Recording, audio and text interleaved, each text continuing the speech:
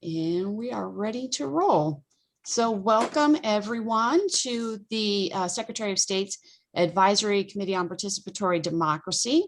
This is our first meeting of 2021. I am excited to see all of my fellow committee members. Hi, committee members. It's good to see you. And this is a special meeting because we get to meet Mark. And so Wayne is over having gads of fun over in the fiscal division of the LCB. And so he won't be joining us, but Mark is now taking over the wonky role of explaining election to us. And I appreciate that because this is where we get to get as wonky as we need to be to understand what's going on. But first, I'm going to go ahead and call the meeting into order. And let me pull up the agenda to make sure I'm doing this. And I'm going to have Gail do a roll call. All right. Good morning, everyone. So Carmen, are you on with us this morning? I don't see Carmen. I didn't hear otherwise from Carmen. And the secretary tried calling me, so I'm going to see if she's having a problem getting in after I call roll. Mr. Coe, good morning. I see you're here. You want to unmute? Sorry, good morning, everyone. Great. And Chair Cosgrove is here. Kathleen Dickinson. Here. Brenda Flank. Good morning. Here. Awesome. Good morning. Douglas Goodman. Here. Jane Malorny. Here. Oh, Janie, yeah, you're there. She's here. Good. And then Kathy McAdoo is excused unless she finishes another meeting she had. She might be able to join us. So that's why I have, and I'll see about getting the secretary on if she's having a problem. Thank you. Okay, thank you very much. And so now we're going to go to agenda item number 3, which is for public comment. And so what I'm going to do is I'm going to read the phone number and then the meeting ID so that when you call in, you'll be able to access our live stream here. So the phone number is 408-638-0968. And then if you can write this number down, this is your meeting ID, 861-4696-1394. And so if you have a public comment, if you could call in on that number, we'll wait for a few minutes to give people a chance to call in. Okay, so we have our first public comment. If you can identify yourself and come off mute, you have 3 minutes for public comment.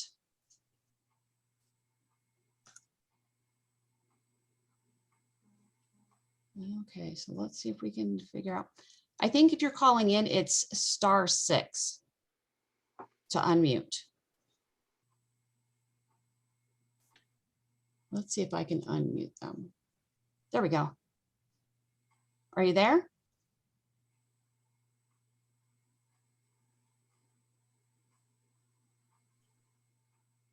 Okay, we have someone on the phone, but I don't hear you yet. Okay, I see a hand raised. Go ahead. If your phone number ends in 17, you can go ahead and speak.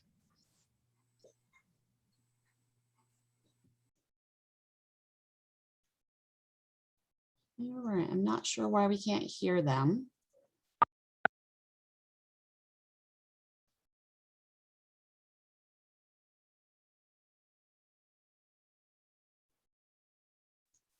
Okay, so we're going to go ahead and move on, but we do have public comment at the end. I can see we can, if you want to maybe on the Facebook page, put your question. We do have someone watching the Facebook page if you've got questions or comments, and they can read them in. But I'm not sure why we're not hearing this person. I don't see a reason. Yeah, you're unmuted, but we can't hear you. So I'm going to go ahead and mute. And I don't see anybody else in. And again, if you're having a hard time getting in, we will be doing public comment again at the end of the meeting. And so I'm gonna actually, once we get started, I'm going to send the meeting ID number to the person who's watching our Facebook page so that they can put that meeting ID number in there, just to make sure we're getting everybody that wants to do public comment. All right, so the next, Sandra, yes, this is Gail, if I may interrupt. Mhm. The secretary was not able to get in without some kind of a code or password with that number you gave me. yep. So what I'm gonna do is I'm gonna put that in the chat for you, and then Okay, you can give it to her. okay, thank you.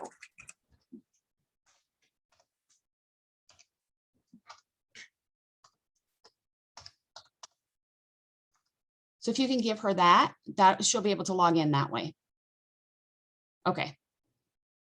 Okay, the next thing we need to do on the agenda is approve the minutes from our last meeting, which was way back on August 19th, 2020. So committee members, I'm going to open it up for discussion. Is there any recommendations for edits or suggestions to change the minutes from that meeting? I don't see any. So I will entertain a motion to approve the minutes from our August 19th, 2020 meeting. This This is is Doug. I Kathleen. move to approve. To approve. Okay, and then Kathleen, would you like to second? Sure. Okay, so I have a motion from Doug and I have a second from Kathleen. All in favor, unmute and say aye. Aye. Aye. Aye. All right. So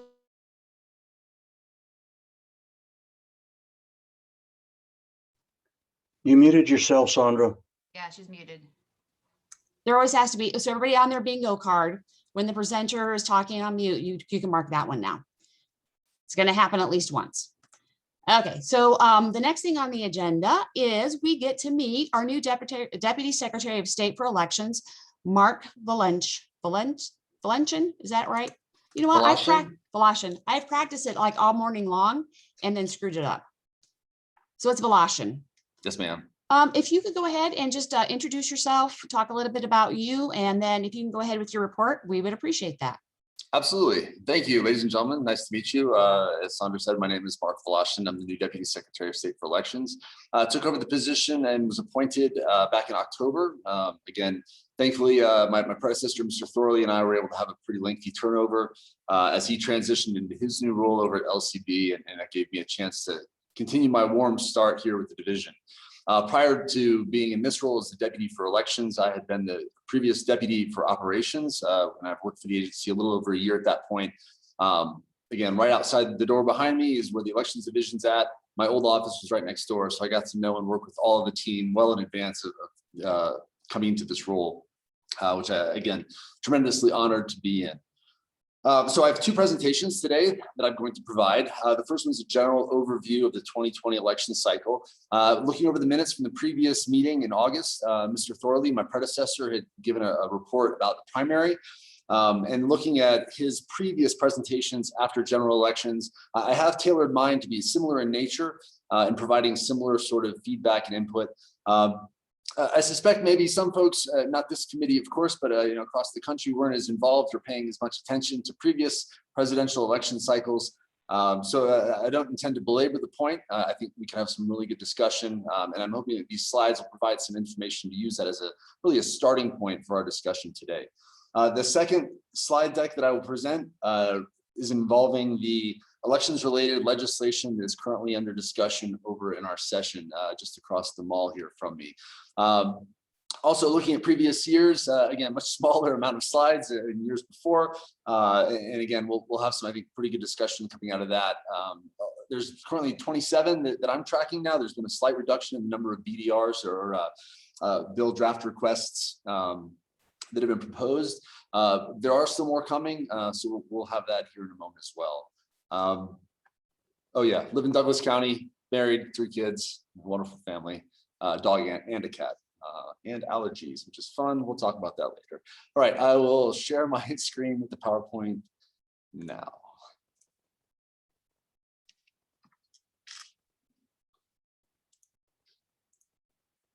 Okay, Sandra, is that all right? Or is everyone able to see? Excellent. Okay, so to start off with, just kind of a nice overview slide of what we saw this past year. You'll notice that, and I'll try to call this out, but I'll go back and forth in my comparisons between 2020, 2018, but then also 2016 to compare it to a presidential year.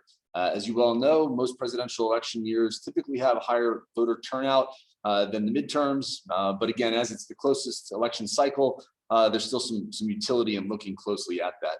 I would be absolutely remiss if first and foremost, even before diving into the details of voter turnout, if I did not acknowledge the tremendous amount of work and effort that went into this election, not only by the Elections Division and the entirety of the Office of the Secretary of State, but we are a small agency, so everybody pulls together and helps each other out. So we had folks from across the divisions assisting in the election, like we do every year. It was tremendous to see. But also the 17 county clerks and registrars and their staffs. As you all well know, this was a surprisingly contentious election, and there were a number of challenges. Not the least of which included, a global pandemic that they had to look at and find ways to overcome, given their very unique situations and resources, on top of a number of other factors, to make sure that this election went as well as it did.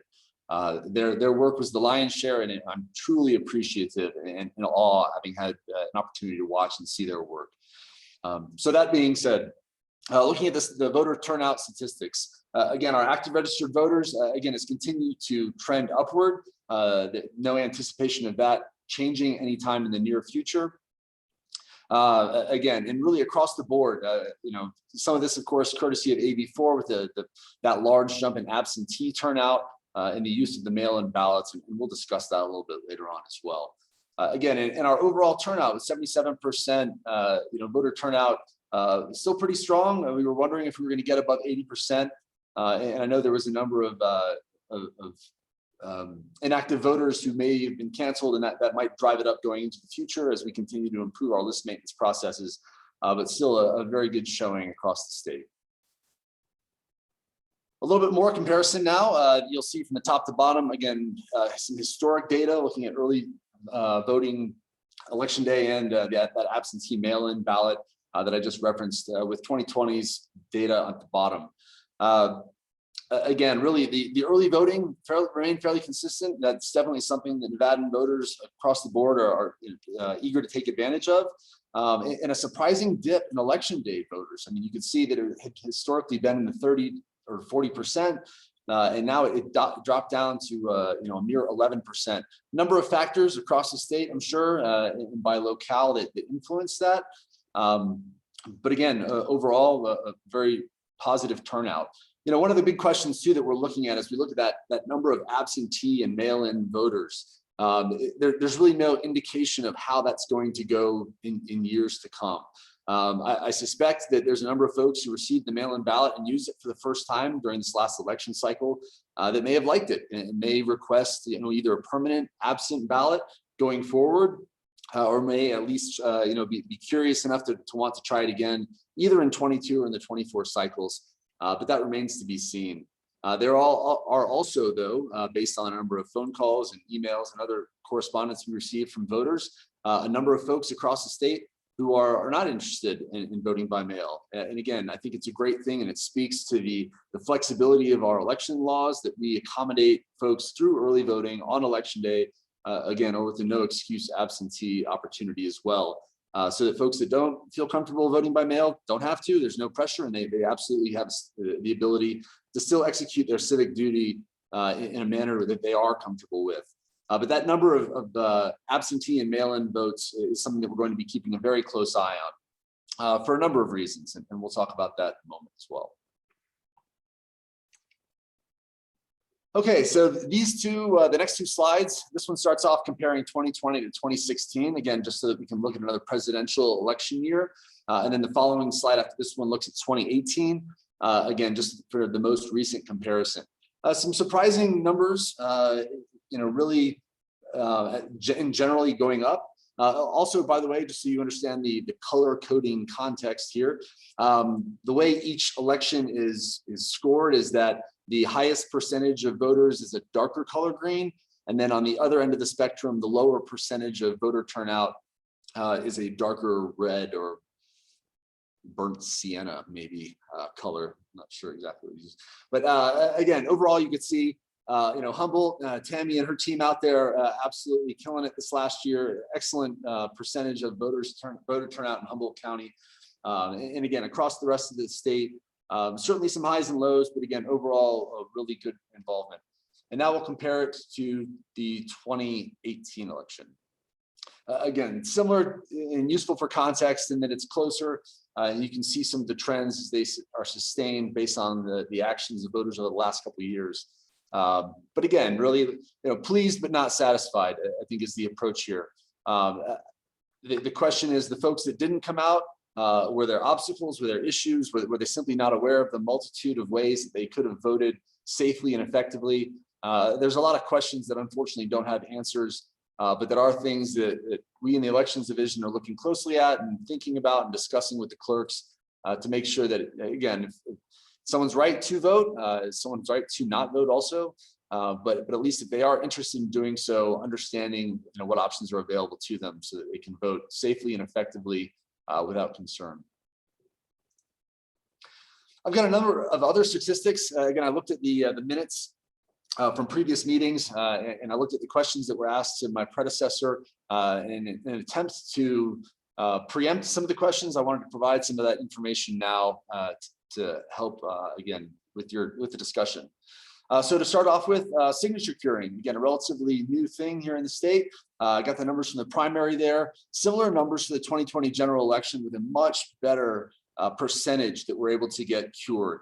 Again, that reflects not only the clerks and registrars and their staffs understanding of the process and ability to successfully cure those signatures, but also the public's awareness that this was a thing. There also are still folks that voted that we were not able to cure signatures. And I think that's going to be a key aspect of our voter education going forward, making sure that folks are aware that, again, it's not, if you're using a mail-in or an absent ballot, that it's not a necessarily fire and forget, that there may be some dialogue and your clerk or registrar may reach out just to confirm the signature if there's any doubt at all in the quality of that signature, the originator of that ballot. In regards to same-day registration, again, another relatively new feature. And you can see the numbers jumped pretty considerably going into the 2020 general election. Low numbers back in the primary, likely because of the nature of that election. As you remember, it was all mail-in. But with the 2020 general, again, a lot of new registrations and some updates as well. And again, while I think there might be a little bit of voter confusion in regards to what this process is and what it does when you update your registrations, overall, a pretty solid program that, again, we're continuing to look at to identify means to improve it and get word out about it. In regards to automatic voter registration, our collaboration with the Department of Motor Vehicles that was implemented, as you remember, back in January of 2020. Again, pretty large number of new registrations. There were some questions up front, as it seemed to be a trend where most folks that went through the AVR process, or at least a significant portion of them, were being identified as either nonpartisan or other, and that has continued. Again, there's some speculation as to why that may be the case. And again, whether or not voters are aware that if they leave it blank and then it changes them to a no party affiliation, that might be a voter education piece too. But again, the fact that folks are getting registered, I think, is the key thing that we hone in on, and again, making sure that the right people are registering, and again, building resilience to make sure that nobody that is not eligible to vote is getting registered.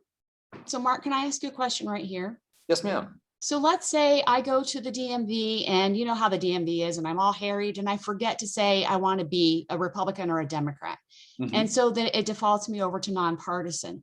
So let's say I walk in the next primary, which we have closed primaries, and I'm like, no, I'm a Democrat or Republican. They can change it now at the poll, right? Absolutely. Because of the process with same-day registrations, it is possible to change your party affiliation. Okay, Yep. perfect. Awesome. So nobody's going to be shut out of the primary if that accidentally happens to them. Absolutely not. And that's Okay. a great question, and I appreciate you highlighting that. Again, there's flexibility and a number of features built into these processes to make sure that we're not disenfranchising folks. And you just touched on a very key part of one. Perfect. Thank you. This is Doug. Just a highlight on that too, because where you can change your party registration at the polls and vote in the primary, technically, and this was when AB 345 came up last session, Technically, Nevada has I guess you can call it a semi-open or semi-closed primary system, because the key factor of a normal open primary is you still have to be registered as a party to vote. And so with the change, technically Nevada has gotten a little bit away from closed primary, but that's, in statute, we're still a closed primary state. And thanks for bringing that up, Doug, because I think we're going to see numbers change as people start to realize that when you walk in, you can actually change party affiliation and still participate in our kind of closed primary. So I'm really excited about that. Mhm. We'll have to see. It didn't happen this last time because everybody knows I track voter registration. Yeah, but I can't wait until we get to that, details. So we'll have to see that what new happens round. in the next primary. Yeah, definitely. Yeah. All right. Absolutely. Thanks, Mark. So in regards to our military and overseas citizens, again, this is in regards to their use of the EASE program. Again, from the 2020 general election stats at the top, a little bit of historical context below it. Again, the EASE system was implemented back in 2012. We continue to gain momentum with the use of this system.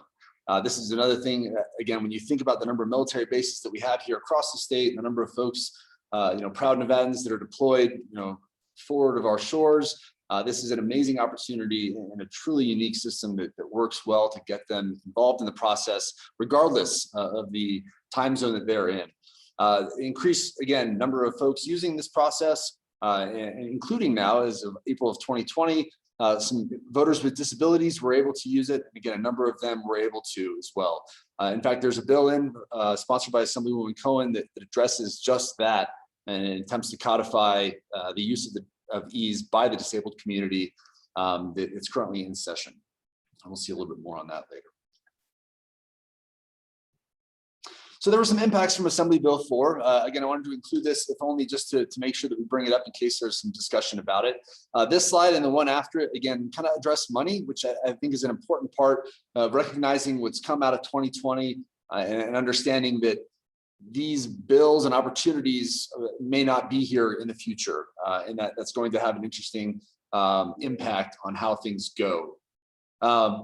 In regards to Assembly Bill 4, again, we received approximately $3 million to support the preparation and distribution of mail ballots. That supported, the 1.8 million ballots going out, and that includes the cost right below there. That 2.6 mil includes the printing, mailing, and return postage. So that was a total, and that resulted in about $1.46 per ballot that we sent out. Of those ballots that we sent out, again, 48% of the voters who participated chose to vote by mail, again, which is how we got to that very large and outlier of a number of returned mail-in ballots.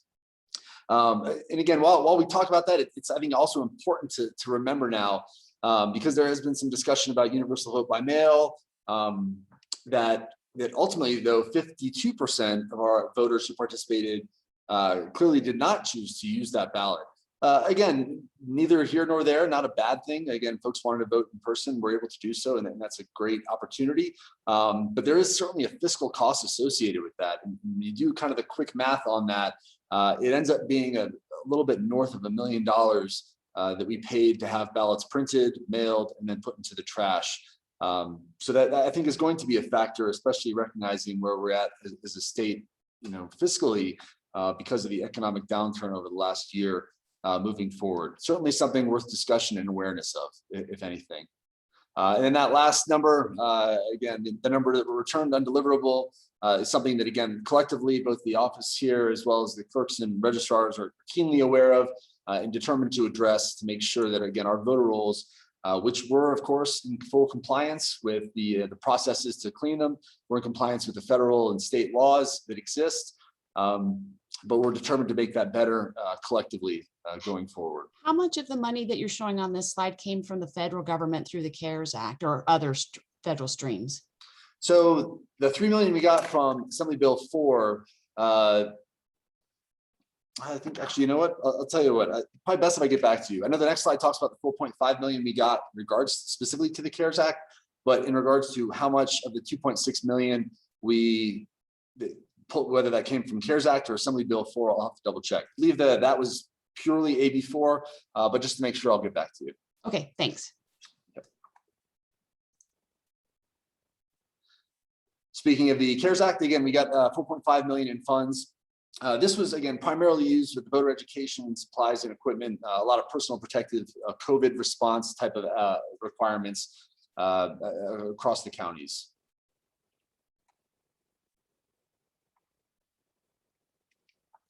So risk limiting audits. We did our pilot test of the risk limiting audits during this last election.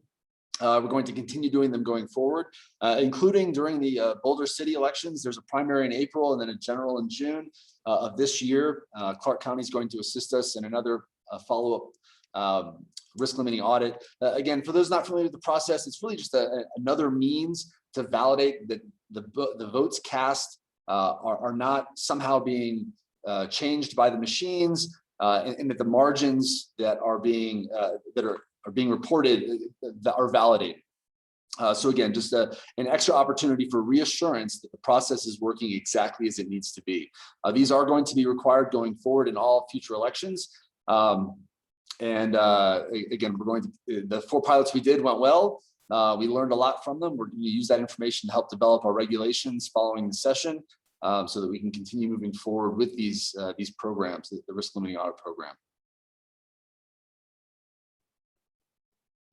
Election security. This is something that, again, it's kind of funny when I mentioned to folks, because there wasn't a lot of discussion about foreign interference or hacking or ransomware type style attacks.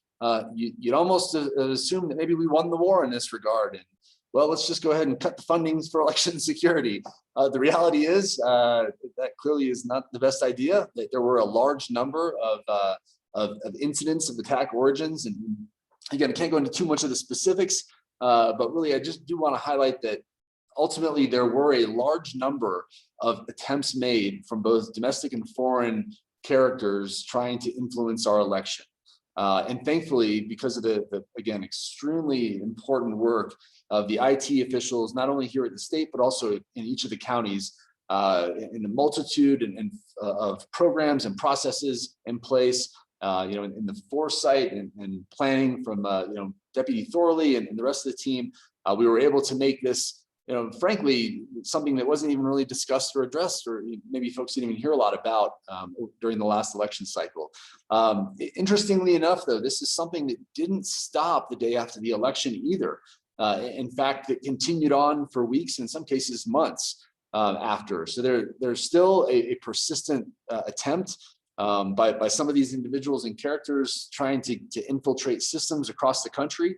I've heard from some of my counterparts in other states that, again, cybersecurity continues to be an issue. And this is something that, again, we are not forgetting about here in the Elections Division. And I know the clerks and registrars and their staffs, again, are very keenly aware of it and are continuing to take it seriously. Again, but like anything elections related, it's not cheap. This isn't the sort of thing that you can just put together with baling wire and 550 cord and duct tape. This is something that absolutely requires proper funding and attention. And so far, again, and as you saw in 2020, it absolutely was funded appropriately. It got the due diligence across the state, and as a result, it was ultimately a non-issue during the 2020 general election. So moving forward, there's a number of things also, right? Like basically the week after the election, caught our breath for a second or two, and then immediately reoriented and started thinking about how we can improve and look at our systems and processes and what needed to happen before 2022 and 2024, or even 2026. And so going forward, there are a number of initiatives and efforts that we have underway. Multi-factor authentication, making sure that anybody has access to the statewide voter registration list has more than one requirement to log into. In some cases, it's a thumbprint.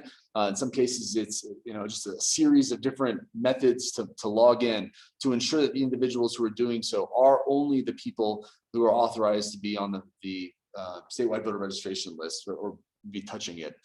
Isolation of elections networks across the state. Again, tying back into the cybersecurity efforts, making sure that there are no issues with elections networks being laid upon open, non-secure or non-isolated networks to make sure that they have that extra level of protection against any nefarious actor. Similarly, the isolated digital communications. There's an effort underway to make sure that we, again, eliminate any sort of redundancy on commercial or open systems in a means to make sure that our communications from counties to state are even more secure than they already are. Implementation of a top-down voter registration and election management system. This might be something you've heard about as well. This process is currently underway. Our RFP has actually been submitted over to purchasing. So in roughly about mid-May, we should have some answers back from vendors interested in pursuing that initial step. The initial step, of course, being the assessment. We're going to have a vendor come in, look at the state, gather resources from across the counties, make sure they understand what needs to tie into what, to make sure this process is done properly. We've talked to about 5 states already, and I'll tell you, it's been really interesting being able to be part of these discussions. We have our project manager. She's got a lot of experience with these large, complex projects. We've got members from across the elections division involved in them. Our chief IT manager himself, he takes himself away from his very busy schedule and spends 2 or 3 hours asking some very pointed questions. Quite frankly, if you were to pick the group of people that were going to be doing this, this is the exact team you would want to manage such an important project of this magnitude. One of the things that we've had during these conversations with other states that again have gone multiple hours each, they stress, take your time in the resource the requirements gathering portion. Make sure that you again involve heavily the clerks at all the county levels, which is something again that we are keen on doing. And we're continuing to build this list of their lessons learned so that whatever they said, oops, we messed up on this, or we never thought about that, we're making sure that we capture those to make sure that, again, we don't repeat their mistakes and instead just build upon their successes. Like with a lot of things, if you want it, what's the saying? Fast, cheap, or done properly. You can only pick 2 of those. This is something that it has to be done right. And we recognize that we're stewards of the private information for 1.8 million Nevadans, and it's of the utmost importance that we do this properly so that the trust that we have currently in our electoral process remains, and that there are no concerns or even fiscal mismanagement. We're very, very conscious of our stewardship of the taxpayer dollars as well. And then ongoing enhancement to the cybersecurity of county and state data. Again, constantly looking at ways we can improve and get better and enhance the cybersecurity. Cybersecurity isn't going away as a thing. It's only going to get more complicated and more tricky. And making sure that we stay at the cutting edge of that is extremely important. So there's never a doubt or question about the integrity of our electoral process. Regulations review and updates. So immediately following the legislative session, we're going to spend the month of June implementing required changes. And then from July till October, we're going to do a very in-depth regulatory review across all of 293 and really all of Title 24 ultimately, to make sure that the regulations that we have in place are accurate, current, and reflect the changes that have come not only from the 19 session, but also during the special sessions, as well as this legislative session too, to make sure that the regulations are clear and very concise. The intent here is also so that way, again, anybody that's curious about why things are happening the way they do will be able to look back and either see it in black and white in a statute, or looking in the administrative codes to see what exactly the regulation says. The intent here is also not only to help, we'll of course be doing these with the clerks and registrars input, not only to help clarify for the clerks and registrars what that looks like, but also so that way we can hopefully shift away from any sort of perception that either this office or a clerk or registrar or anybody for that matter across the state is just kind of doing things willy-nilly. The reality is we follow laws, we follow processes that are legislatively approved, and the regulations just simply help clarify that. So we'll again be asking for all of your input and support as we move into that regulatory review, which will be no small feat. Is this where the vocabulary would be? So if people are asking me about what's a contested ballot or was this where it's eventually going to be where we're going to be able to look that stuff up? Absolutely, that is very much part of the intent. There's a number of different definitions that we want to include and update to make sure that, again, we're laying it out very clearly so that voters do have this to be able to look back on. And yes, definitions would be a part of that. Voter education campaign. This is something that we've also identified as being an ongoing requirement. As we saw, I've talked to some of you about, we've realized that, our microphone at a state level and certainly as a state agency is powerful but limited. And I think our true strength comes from being consistent and making sure that we integrate and involve ourselves with folks like you to get the good word out about the things that are going on, changes to law. I thought when I first was appointed into this position that I'd be spending a lot of time trying to explain, archaic 1930s or 1890s, elections law. Nope. All the laws that I had to explain were from the 2019 session or the special session just a mere few months ago. So recognizing that voter education, has to continue, and we've got to find new and creative ways to reach the electorate so they understand the process. That's such an important part of building their confidence and to build that resiliency prior to 22 and 24 cycles.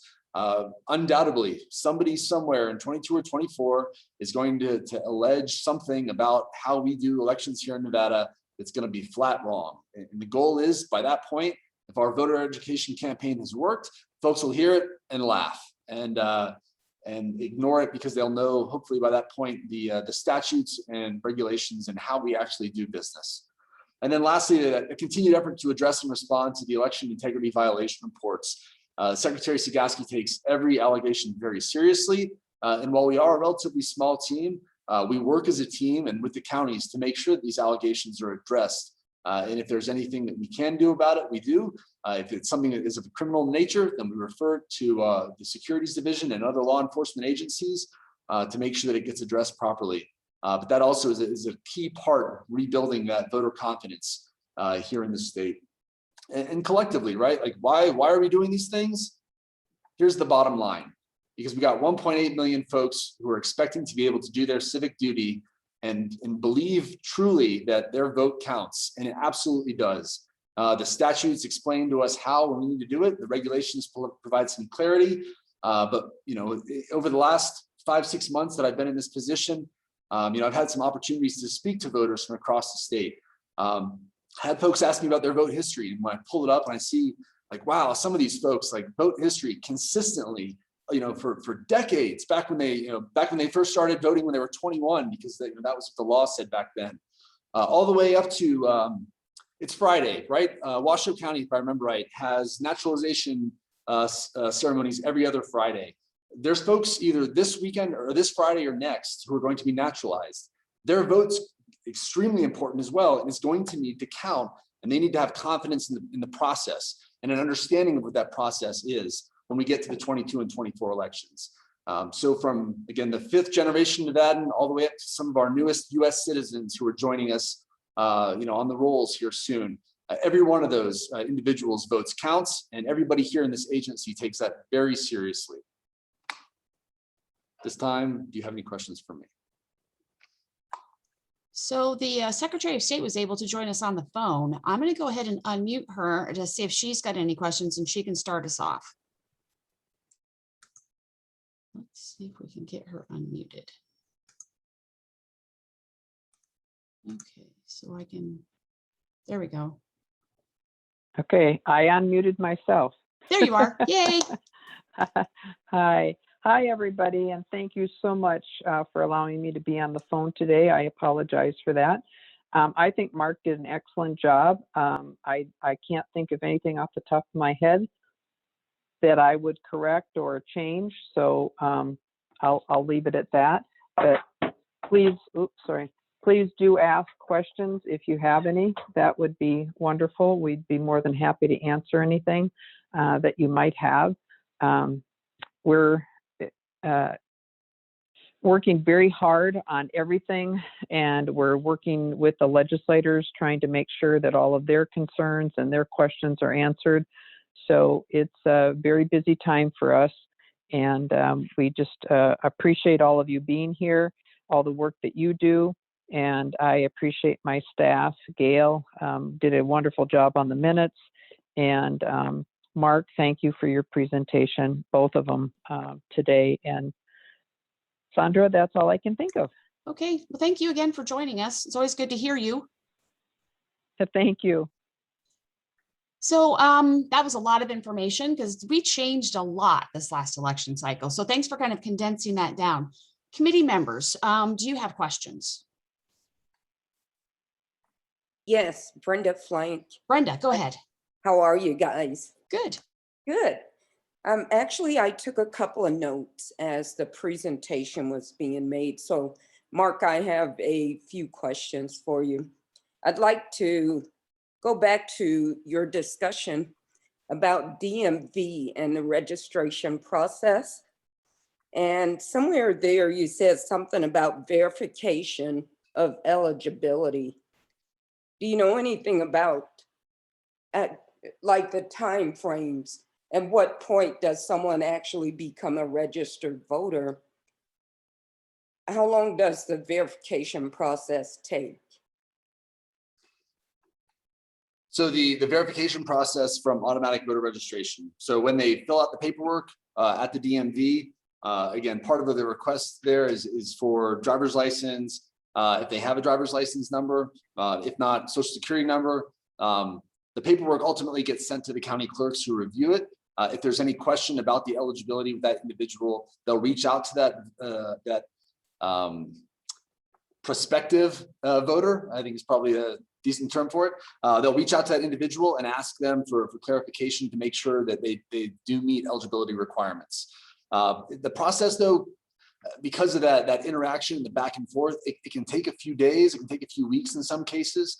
If the individual who's doing automatic voter registration has a driver's license on them, it can be instant. It can, again, with the real ID, they can show that they have residency and that because they have the driver's license, they've provided the other paperwork, so it can be instantaneous. But when in doubt, it can typically take a few weeks to make sure that individual, really to confirm or deny that individual's eligibility. Does that answer your question? Yes, it does. Because specifically, we're talking about people that don't necessarily have what they need at the time. They're there and may not have what's needed for registering as a voter. The other question about and you brought up again, the same day elections or registration. At what point are those?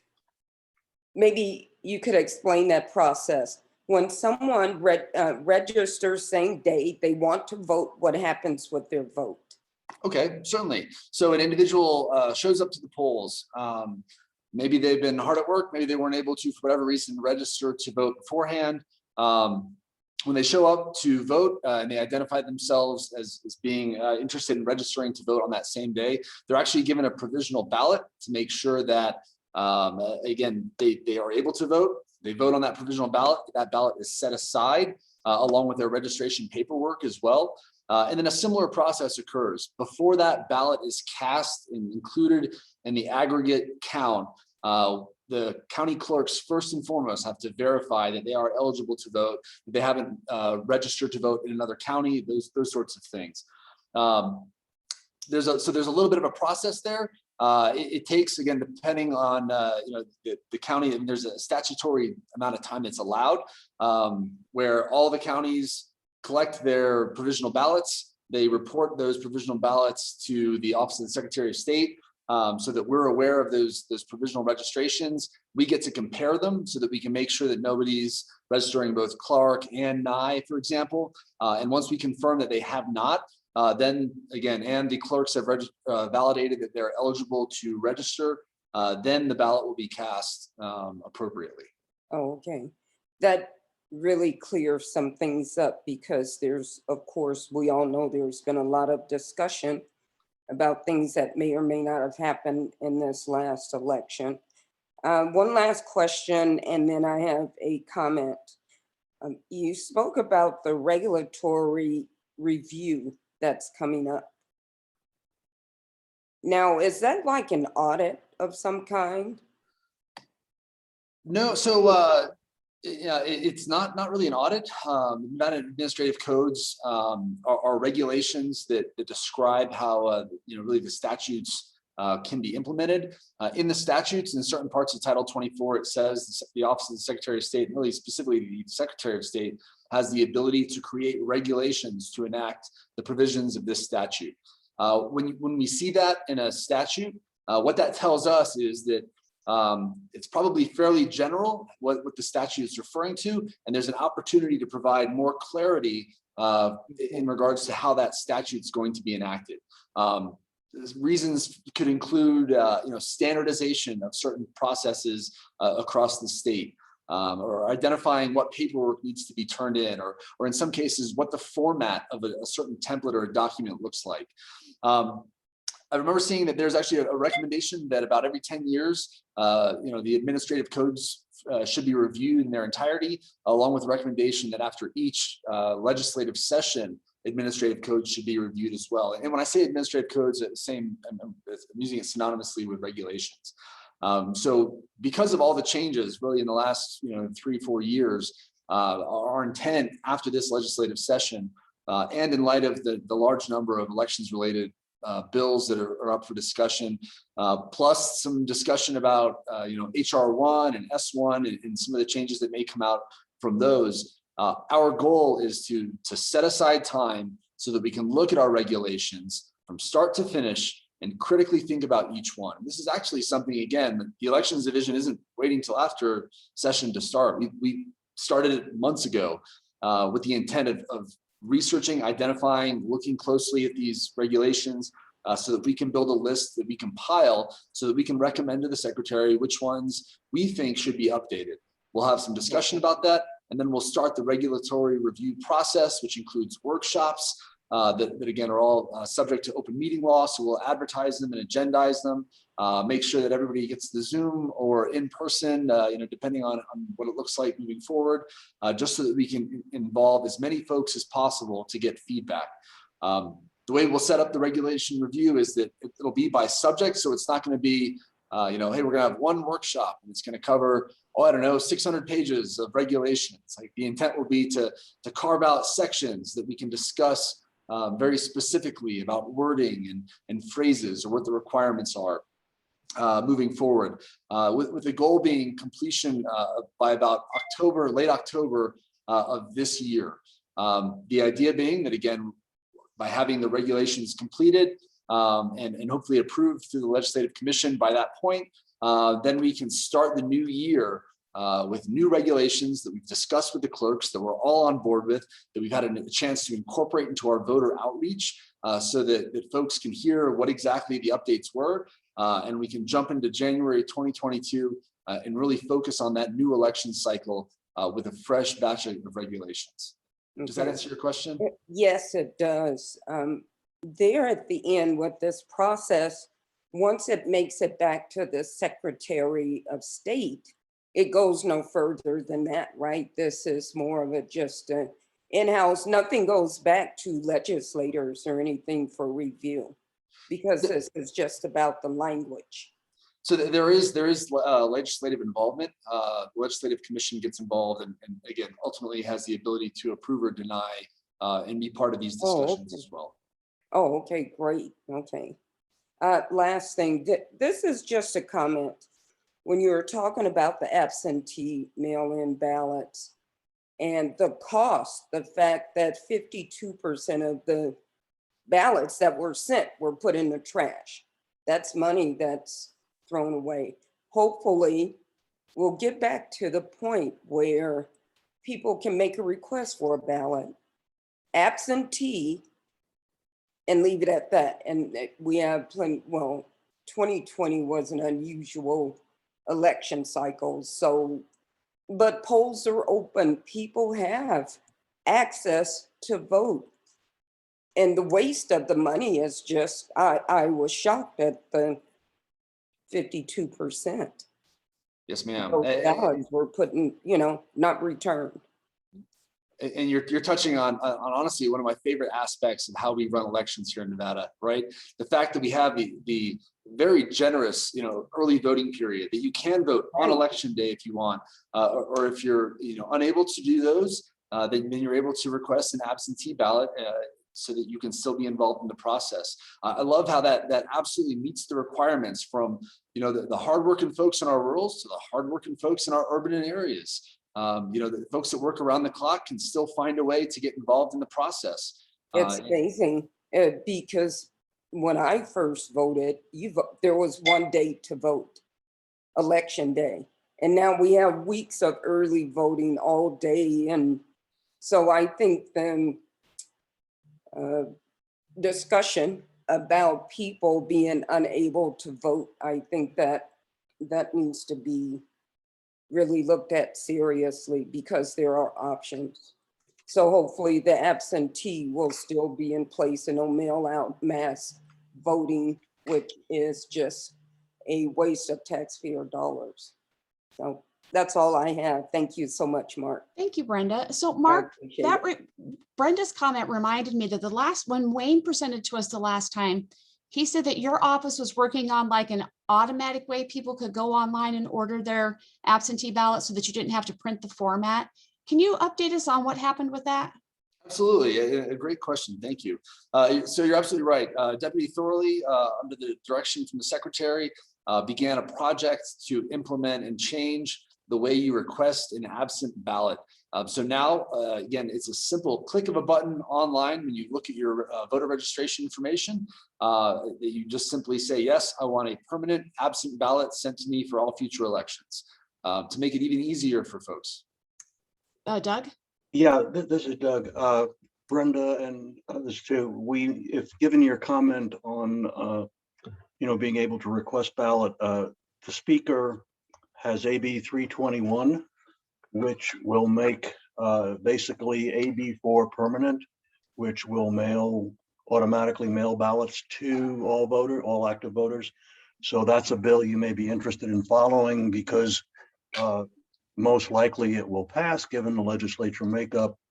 Most likely it will be signed. And so the requesting of absentee ballots would be gone, and that it'd be interesting then, because in the challenge for the Secretary of State's office, as you said, and I was shocked by that number too, to control how best to control that expense. Right. Yes, Doug, that is why I asked that question, because there has been a lot of discussion about AB 321 and trying to get our legislators to understand perhaps we need to address them at a cost point rather than any other, how we all have our positions that we take when it comes to issues. Right. But talk about the cost should influence, I would think, some of our legislators. So Well, Doug, I didn't want to hear that it would likely pass. I was being hopeful, but given that also just the turnout figures that Mark, you presented earlier in the presentation, given the other 5 states that do all mail ballots and whether or not it's just the newness of it here in Nevada, I was actually surprised with the turnout being below 80%. I actually thought, given the convenience factor, that we would be well over 80%. So it's going to be interesting whether or not that's another argument in testifying when AB 321 comes up for a hearing, something that needs to be pointed out. That's just for discussion. But that, again, just for the comment that I was a little surprised with, given that and what other states that do all mail voting experience with turnout. Right. Doug, actually, interesting point on that. There was some discussion earlier, you may remember, about a number of inactive voters in Clark County that were going to be removed from the rolls, and there was a timing issue where they ultimately were put back on the rolls. If those individuals had all come off, then we would have been above 80%. Which, so again, it's some of those individuals, again, quite frankly, updated their registration and voted during the election anyway. They simply had just moved from one location to another. So it wasn't as though all of them had vacated, but that would have affected the numbers. Okay, thank you for adding that in. That's interesting. And I know, Mark, you're going to look at legislation, but does AB 321 have an opt-out for mail-in ballots? It does, actually. So it's kind of funny, the radio button that we put on registered voter services, we have to flip it from opting permanently into absent ballot to maybe permanently opting out of absent ballot. But yes, ma'am. Okay. Any other committee members? questions? That it makes a lot more sense for people to be able to opt in and make the request instead of opting out. Because Right. there are a lot of people that don't have access or don't want to or don't know what this opt-out option is. It sounds easy for us to say because, you know, that clicking a button or whatever, having that kind of access, that's good. I think that people should opt in and make the request. And it'll save our state a lot of money. Thank you. Janie, Kathleen, Ron, questions? Anything? All right, Mark, you're getting off easy. We'll let you go into the next presentation. Okay, thank you. Before I start this one, I do want to clarify a couple things. So this one, the following presentation is 30 slides, of which again, an intro and a conclusion, right? So really 28 different elections related proposals. The last one that we're going to talk about very briefly is HR 1. But of the rest of them, again, this is interesting because as you know, there are deadlines in the legislature for when bills need to be presented and identified. That rule has been suspended.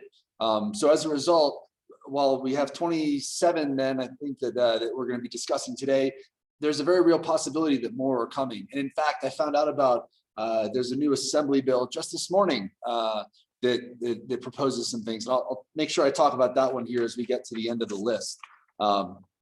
But so again, a significant amount, let's say, let me jump into the slides real fast. I'm not getting ahead of myself.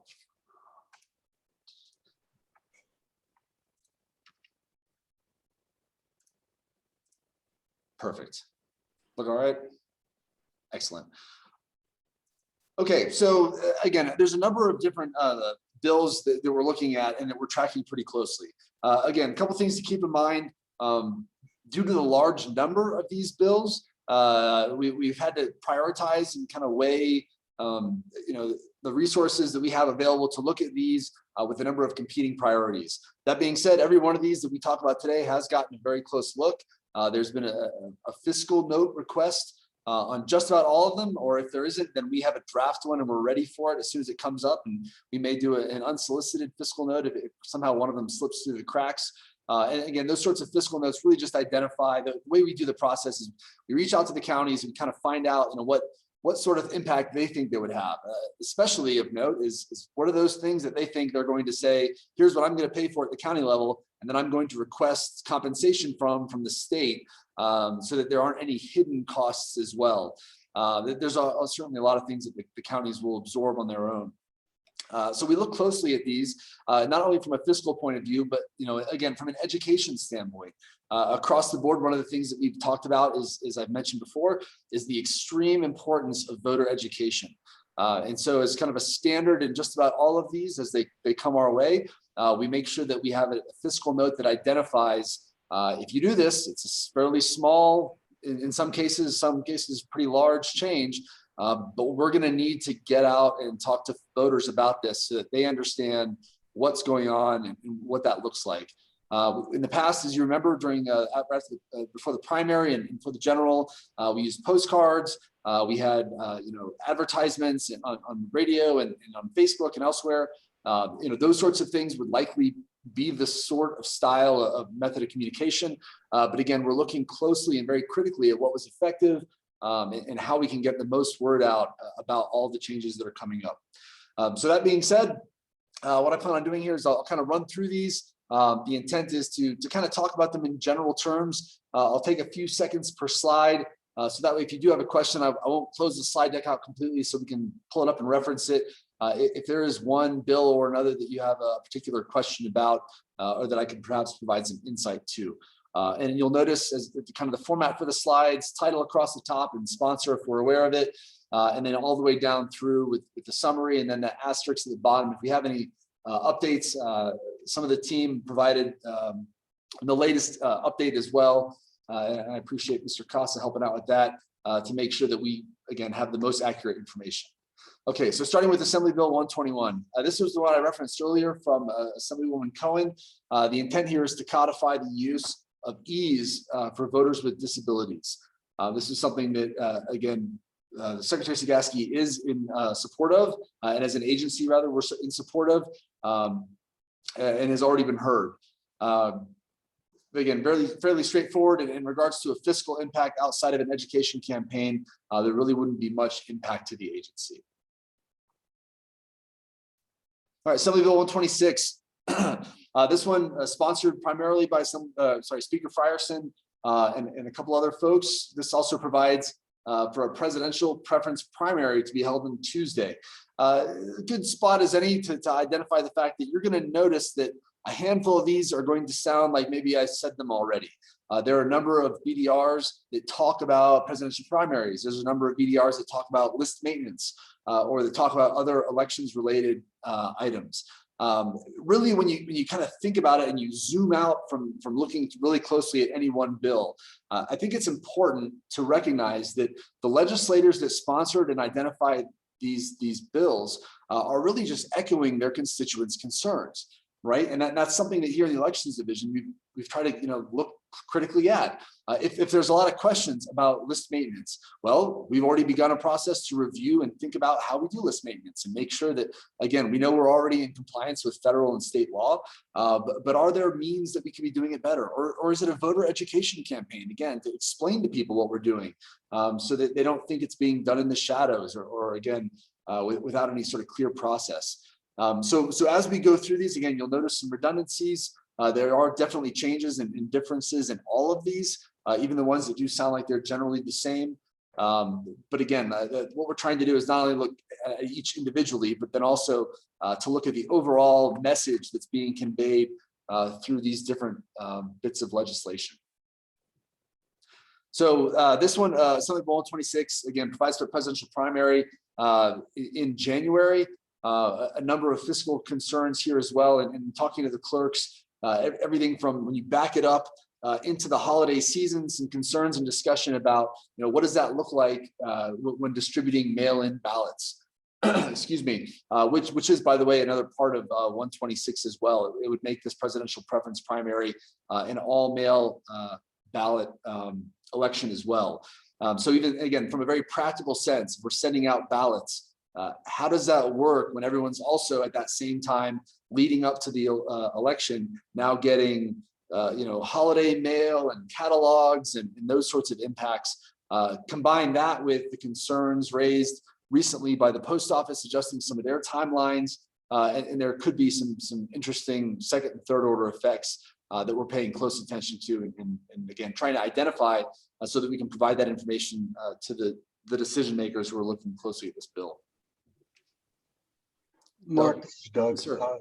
Has there been any input yet from the counties on the fiscal note? Because this is going to be huge. Yes. Because this is adding another election in January.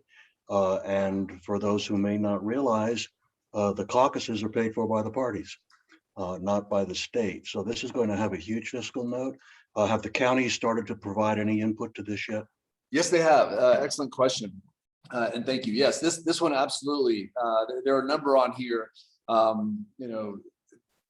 that we saw as soon as it popped up, kind of stopped the presses, immediately took the bill and got it out to the counties so that we could start discussing and give them as much time needed to look into it.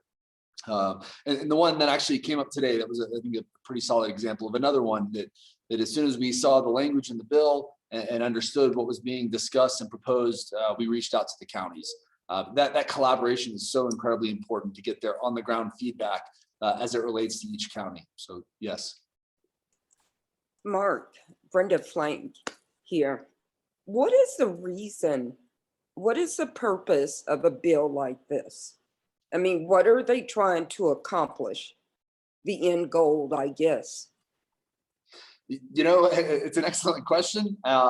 Perhaps you don't have the answer. I was going to say I'm able to provide fiscal impacts, in some of the concerns of the clerks. But I think really is where my lane. Okay, just wondering. Yes, ma'am. Thanks. Assembly Bill 129. This one relates to political action committees and identifies a different threshold for reporting again, this one was heard fairly recently. Again, some discussion about it. The office is neutral on this one.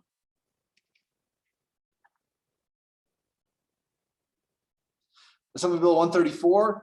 Again, this one repeals actually a number of the provisions set forth back in '84 from the 32nd special session. Again, there's in a similar means that there were a lot of bills proposing certain aspects that were kind of common threads like list maintenance and the like. There were also a number of bills, again, that looked critically at elements of AB4 or at AB4 in its totality, and we're requesting a complete repeal of it as well. Assembly Bill 137. This one identifies, excuse me, a few things as well. Proof of identity for voting in person, talks about some of what the different types of forms of identity would be, and then requires the DMV to issue a voter ID card at no cost.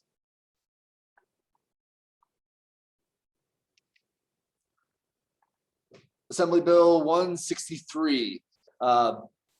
Again, similar in that, again, this one has a voter ID requirement. It also authorizes cities or counties to use blockchain technology within certain voting systems. There were a number of changes to deadlines as well, which again, I think expressed some of the concerns from some constituents of theirs across the state that had concerns about the delayed period of time after Election Day before results were certified. Excuse me, along with a number of other concerns.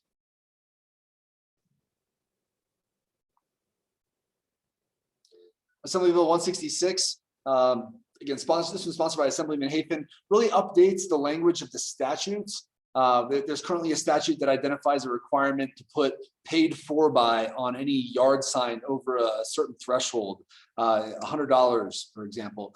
The intent of this Assemblyman Hafen's bill is to simply incorporate text message into that requirement as well. So the electronic communications, that pop up on your phone, you're able to identify the originator of that individual or that organization rather that may have sent the text message. SB 79 just provides for the incorporation of the city of Laughlin. SB 84 changes the max number of active registered voters in any specific elections precinct. Changes it from 3,000 to 5,000. This is something that both the registrars of Washoe and of Clark are advocates for. In part, they said because of the number of increasing apartment complexes and the population densities in those two counties that would help them.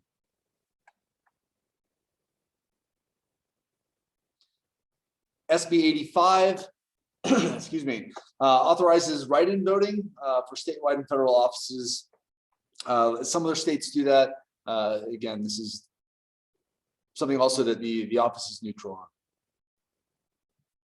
Which, by the way, again, without exception, if I don't say anything, then we are neutral on it, just for clarity. SB 101, this one identifies or authorizes the registered voter so that if a registered voter wants to have when you check into the polls, if you want them to ask you for ID, that's what this bill proposes. It's not a mandatory ID requirement across the entirety of the state. It would be optional, something again similar to the opt-in to a mail-in ballot, something along those lines where you could click on something and then it would flag you as wanting to show your ID when voting in person. SB 121 creates the nonpartisan blanket primary system. Again, the idea being that for candidates all on a single primary election ballot, again, really this would eliminate our closed primaries and then allows for the two candidates with the most votes in the primary to advance to a general election.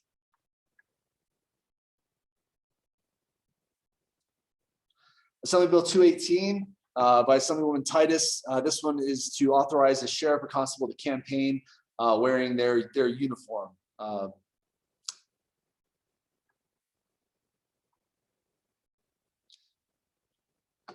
AB 248 This one, again, goes back to partisan observers and trying to identify requirements, not only for those observers, but also trying to identify what and clarify the clerks and registrars' plan for allowing the election observers to how to observe an election. Her concerns here came from some of the complaints and concerns that her constituents expressed to her regarding the ability to observe the electoral process at the clerks and registrars' offices and making sure that it's as transparent as possible, while again, not really getting out of control. AB 263, this one talks about the county and city clerks and auditing the performance of folks who check the voter signatures. The idea being that, again, while there's training already that's involved and required for folks that look at the voter signatures, and ultimately that's something that the registrars and clerks ultimately sign off on themselves, providing for an audit process to make sure that the individuals who are doing this work are trained, and then there's a level of validation that goes into it as well. And then also clarifying for signature verification devices. Yes, Doug? Just a note on this too. This feature has actually been added into the speaker's bill. I think what I said, that was AB 321. This actually is in that bill as well. So yep. That's just an interesting point. Yeah, and again, right, like a bipartisan, something that both sides agree. Like, again, I don't see it as an error from before necessarily that needs to be corrected, but you can see that collectively the desire to make sure that if there's a doubt anywhere in the process, that it should be clarified.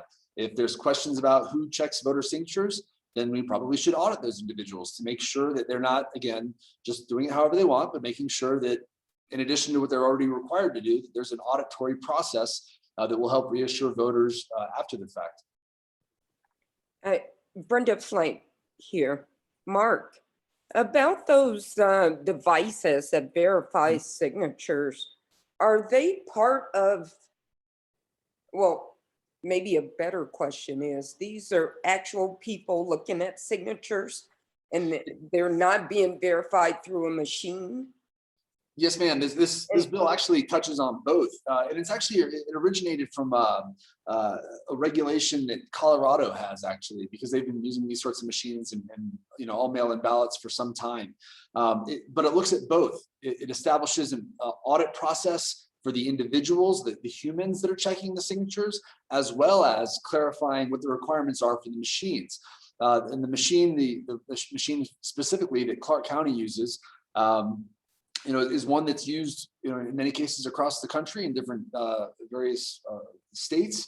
But the idea would be to clarify and increase the level of tests that are done to that machine before and after the election. Very similar to the logic and accuracy testing that we do for all the other voting machines. We do our pre-lat testing before the election, where we run ballots basically through a machine, make sure that the ballots that we put, ABC type of thing, come back out and are read exactly how we inserted them. And then we do that again after the election to make sure that those voting machines work exactly like they say they do.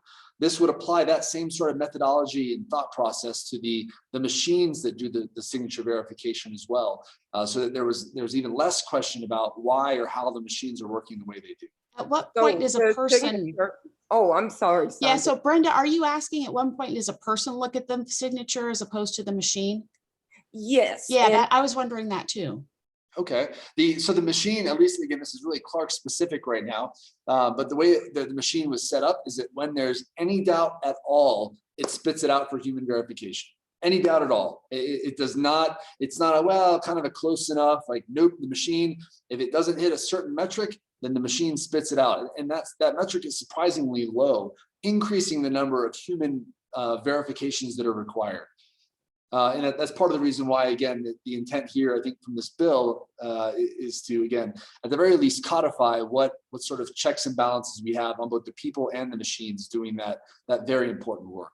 So does this happen on these devices? Signature verified ballot is sent through a machine, or is there like two different processes going on here? They verify the signature and then count the vote if it's not verified, then it kicks out the vote? Yes, yes, that's very, very similar. So the very first step in the process for a mail-in ballot is to look at the signature and make sure it matches the one that's on file. Because as soon as that ballot comes out of the envelope, it is separated from the envelope, for the purposes of secrecy, you really can't rejoin them again. So the very first step is validating the signature to make sure that the name on it matches what's on that individual's voter registration file. The way it works in Clark, because of the large number of voters and roughly 1.2 million folks down there that vote, for all the mail-in ballots, the first run through goes through the Agilis machine. Anyone that's even remotely in doubt and even has a hint of not matching exactly what their signature is on file, it spits it out off to the side so that humans can then take those and go through and do an actual the follow-on signature verification. And what's different about that? Well, when the people do it, when the signature verifiers are doing that, they pull up that individual's voter registration data file and get to look at everything from the last signatures they used. They look at if the individual registered to vote and hand wrote on that paper, then they compare it to all the different letters and words that are used, all these different examples of the individual's signature to make sure that it's accurate and matches. If it does, then it goes to the next step where the ballot and the envelope are separated. If it doesn't, then it goes over and it gets flagged for a signature curing, where again, a letter, text message, is a number of different ways the counties are able to do it. Reach out to the voter and say, hey, we got questions about your signature. We need to talk to you so that we can validate your signature and that this is in fact your ballot. Does that make sense? Yes, it does. So once the ballot is actually sent through, and I'm trying to remember, we don't actually sign our ballots, do we? No, Or ma'am, is just it the envelope. the envelope? Oh, Just the okay. envelope. So I was thinking there was some other way to make sure that, yes, that is in fact the signature of the voter. And So- that's a great point too, right? It ties into our voter education because I've talked to people, unfortunately, that said that they signed their envelope and then they signed their ballot just to make sure that there were no questions. But the fact of the matter is that if you sign your ballot, then it's spoiled and it actually doesn't get counted. So it's important to make sure that folks are aware that, again, that the validation piece happens on the envelope, and again, that it's matched to the system. So if your ballot is rejected, then what happens at that point? That's when it goes to the It's the- signature curing process, where the county clerks and registrars reach out to the individual voter, usually through a number of different ways, but the opportunities are through phone calls, through text messages, through letters or postcards, notification, in order to let that voter know that their ballot has not been accepted because their signature needs to be cured or validated. Okay, so their ballot is still in that envelope, right? It Yes. hasn't been processed. That's correct. Okay, so what happens if you get through the process, the signature has been verified, goes through the machine? What happens if that ballot like rejects or something? So if the signature is good and the ballot is separated from the envelope and the ballot is processed, or maybe in some cases if it's maybe the ballot may have been torn, or maybe have been the rain got out under something, there is a duplication process with a bipartisan pair of folks that will duplicate that ballot if it won't go through the machine to be counted. But again, really just to make sure that that bipartisan board makes sure that it's duplicated accurately, and then is allowed to continue on through the process. So you guys don't, or the election department don't notify people that their ballot has been duplicated, right? They just do it and then Yes. send it through. Yep, exactly. Is that what happens? Yes. So is the volume so much on duplicated ballots that they can't notify that voter? I don't think it's come up as something that I guess one, to answer your question, the volume, it isn't as bad as you might think. It's a surprisingly small number of ballots that are rejected by the machine because they're torn or were wet or something along those lines. So I can get you the statistics on how many were actually duplicated. I don't have that in front of me. But in regards to notifying voters, I think the intent is once the individual casts their vote and puts it into the mail or turns it in Carson City, if there's questions about that, the goal is to get it to a point where it can be processed in the exact format and again, matching, very closely mirroring what was on the ballot in the first place so that there's no question or discrepancy there. But I think, I don't know if there's ever been anyone requesting to know about a duplication. Well, and we Oh, also, maybe this, oh, I'm sorry. no, Sandra. so Brenda, we have everybody's entitled to cast an anonymous ballot. And so they try really, really hard not to associate a name to a ballot because you wouldn't want somebody feeling like they were going to be intimidated or there was something nefarious going on because they put your name on your ballot, because we want to make sure that it's voting anonymous. And that's a great point, Sandra, and something I kind of completely walked by anyway. By that point in the process, they don't have the name anymore anyway. So they're not even able to notify them. Oh, okay. I don't know the duplication process just. Mark, And it's supposed to be two people that are, or a group of people that's duplicating this. Exactly. Always a bipartisan group across every step in the process to make sure that there's nothing going on. Well, Mark, this is Doug. I don't know if I'm looking through my notes, but I don't remember the bill number. But it talked about adding a identification number to the ballot itself and to the sample ballot that somebody sent. Yes, as part of I the do remember verification that process. one. I forgot what number it was.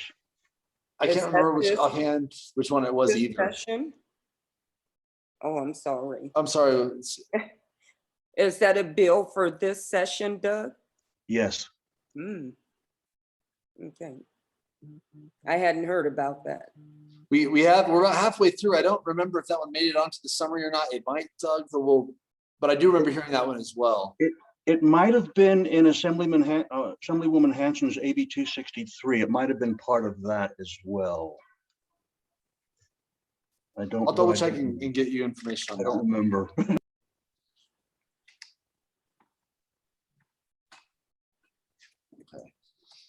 All right. Yeah, I'll double check and get you information on that.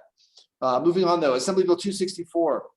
This one sets forth again some requirements in regards to removing folks who are ineligible to vote and authorizing the Secretary of State to enter certain agreements. Again, going back to list maintenance.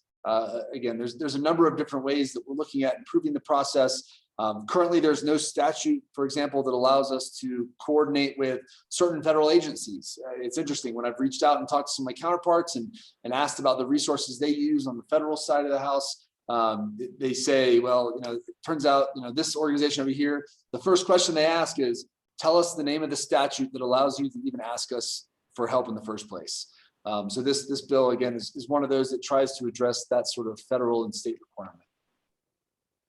AB 297, this one changes so that the two registrars of voter offices that we have currently would no longer be appointed by their Board of County Commissions, but instead would be an elected office.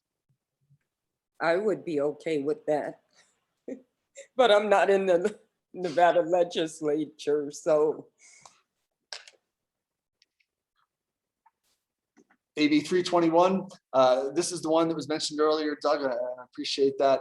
Some significant changes, and again, it was interesting as we kind of did the summary. Some of these had so many changes that it was almost, really like a couple pages, but we kind of attempted to condense. This would, the bottom line on this one though, in addition to a number of other changes, would require the universal vote by mail for every election. Going forward, primary and general, special elections as well. It would adjust slightly some of the timelines. There's a number of, again, requirements for the Secretary of State to enter agreements from vital statistics. There were some changes to clerk and registrar powers and duties as well. And it would, the parts at the bottom there that would repeal provisions Basically everything that talked about absent ballots and mailing ballots and affected elections, all that would be swept to the side because it would simply state every election, every active registered voter going forward would receive a mail-in ballot. Mark, if I may, this is Gail. And just to clarify, it isn't a mail-in election only.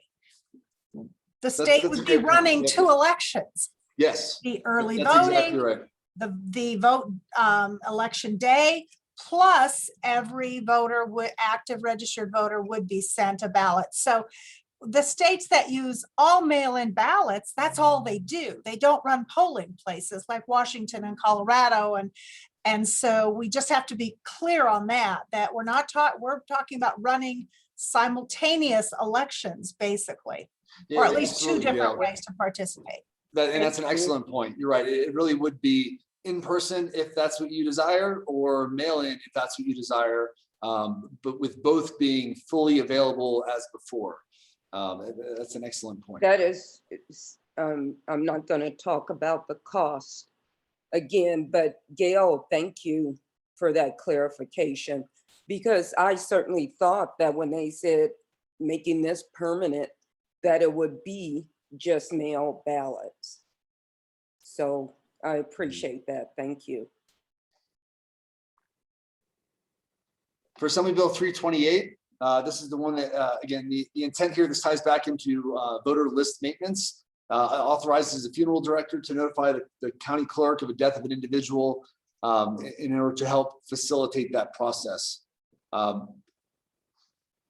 And this would be in addition to what we currently do with the Bureau of Vital Statistics. AB 390, there was a... I'm sorry, Mark. Yes, ma'am. That previous bill, okay, the one that maybe a little bit more clarification on this about the notification.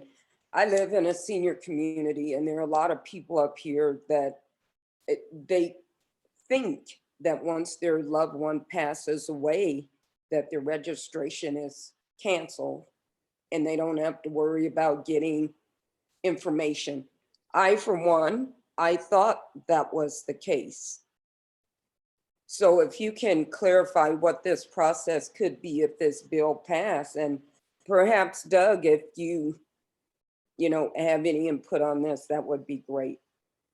Certainly. So I'll tell you the as-is process. Maybe we could start there. So the way it currently works is that when an individual across the state passes away, the funeral director or the coroner already notifies the Bureau of Vital Statistics. The Bureau of Vital Statistics points of contact that we liaise with, they consider their information direct from the source. So they get it from everybody already. So that's how you get your death certificate, right? Yes, ma'am. In addition to, we're also part of the ERIC organization, the Electronic Registration Information Center. We get additional death information from them as well.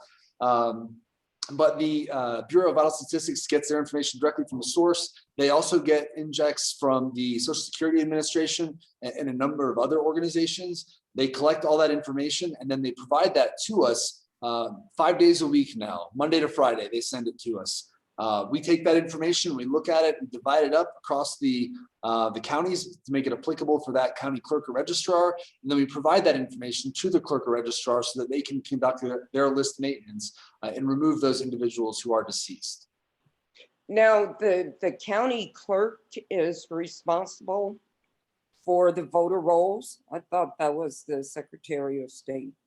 They're responsible for conducting their list maintenance. The way the process works currently, because we're a bottom-up system, ultimately each county clerk and registrar maintains the base database, so to speak, of all the registered voters in that county.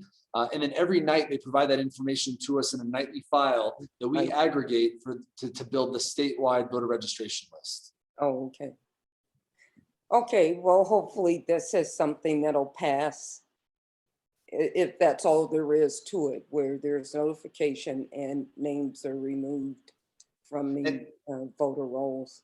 and this is the sort of recommendation too, that, I mean, quite frankly, it seems a little bit redundant, but redundancy is good. If there's any question, ultimately, if we're getting more information than not to assist with voter list maintenance, I tend to agree that there's a number of things that we can do to make sure that again, we're not missing anybody.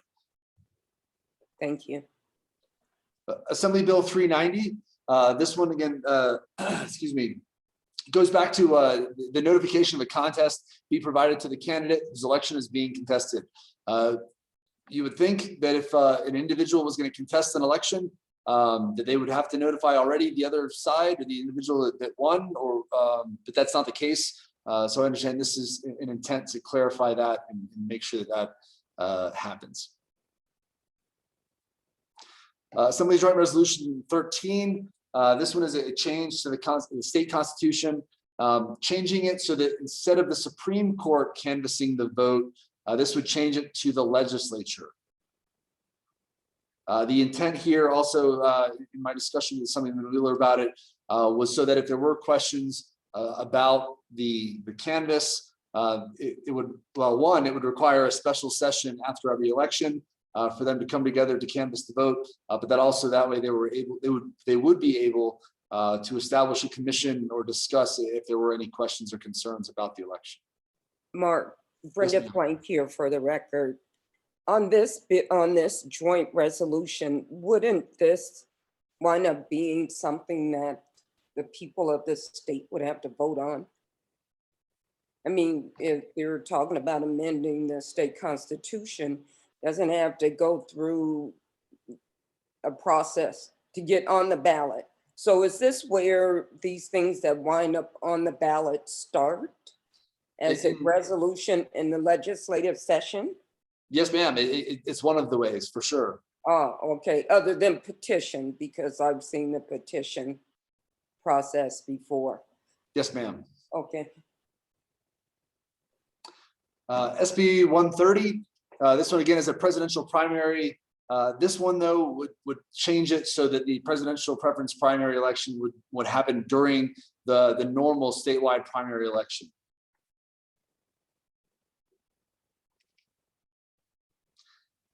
SB 225, again, a number of requirements in this one, including changes to regulations about ID, audits of elections. This is the one, actually, it looks like, Doug, this is the one with the unique ballot identification. Yeah, this is it, yeah. Yep, SB 225, good, so it did get on here. Again, some changes to the processing of absent ballots and mailing ballots. And then a number of other changes too, including requirements for computer programs for mechanical voting systems and devices.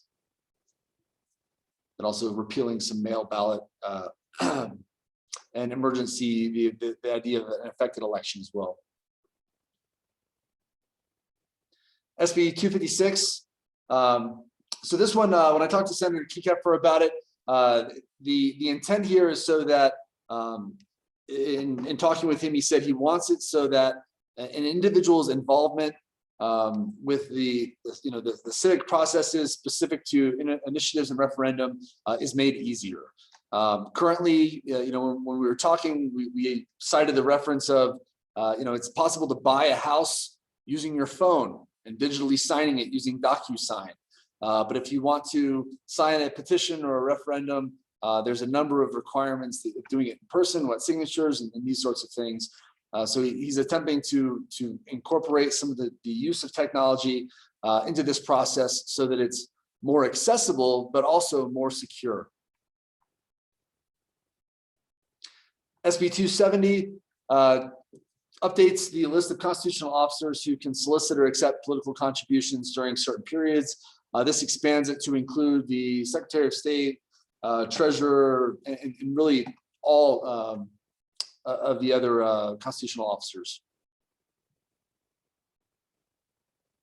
SB 292, this changes it so that the ballot in the general election would have the ability to be a straight partisan race, a straight ticket, so that you could click a button and then you'd be voting for all Republicans or all Democrats, which is something currently that the systems that we have are able to do and do in other states, but have not done here.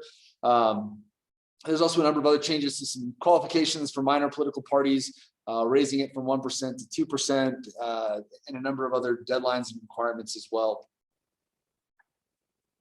Mark, Yes, Brenda ma'am. Blank, how would that work for races that are on the ballot that are nonpartisan? It's my assumption that if you click the button for, and I can double check and get back to you, but if you click the one, it would only highlight the individuals who were partisan. The ones that were nonpartisan, they would be left blank, so that it would still require your input. Well, that could be misleading and misunderstood. Somebody think they're voting because they can click a button and, you know, vote I don't know, it doesn't make a lot of sense to me, but okay. And that, for example, that would be an excellent part of our voter education campaign that we would want to get out and make sure people were aware of. This is Doug. The system outlined by Senator Lang in this is that it doesn't apply to nonpartisan races, but it also allows, if the voter were to check the box to vote all Democratic, but then later on down the ballot decided to vote for another candidate, not of that party, that vote overrides the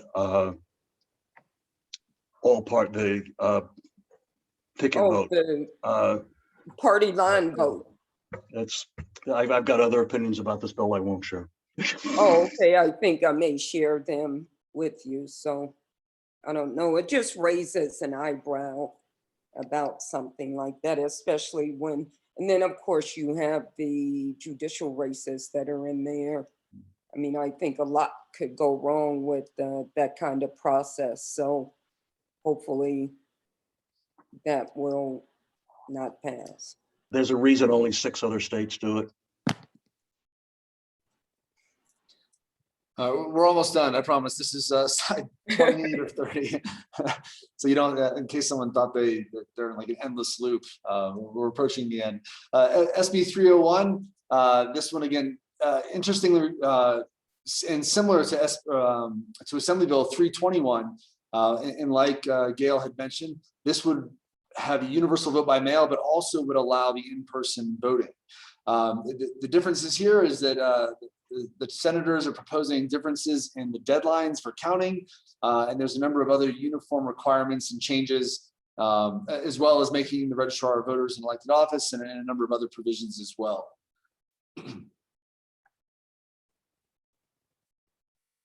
And before I jump into HR1, the one other bill that I saw just this morning, Assembly Bill, I believe it's 422, is one that proposes the transition to a top-down voter registration system by January 1st of 2022.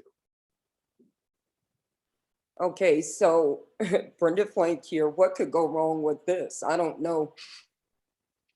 There are people out there that don't want to vote. They don't want to be part of the system. Why are they automatically registered?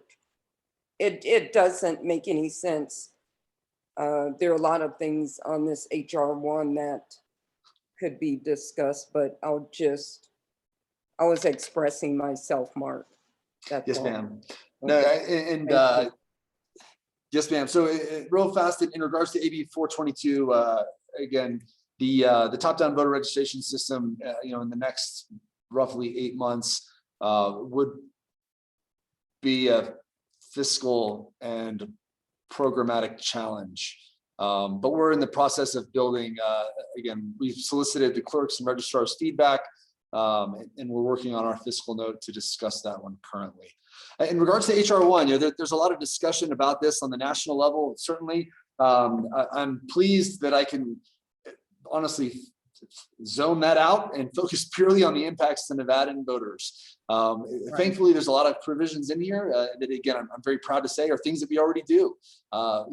Same day and automatic voter registration, the idea of no excuse absent ballots. So that there's a lot of things that we do that are in HR1 that are some of my, again, counterparts in other states are pulling their hair out over trying to figure out how they would implement this here in the very near future.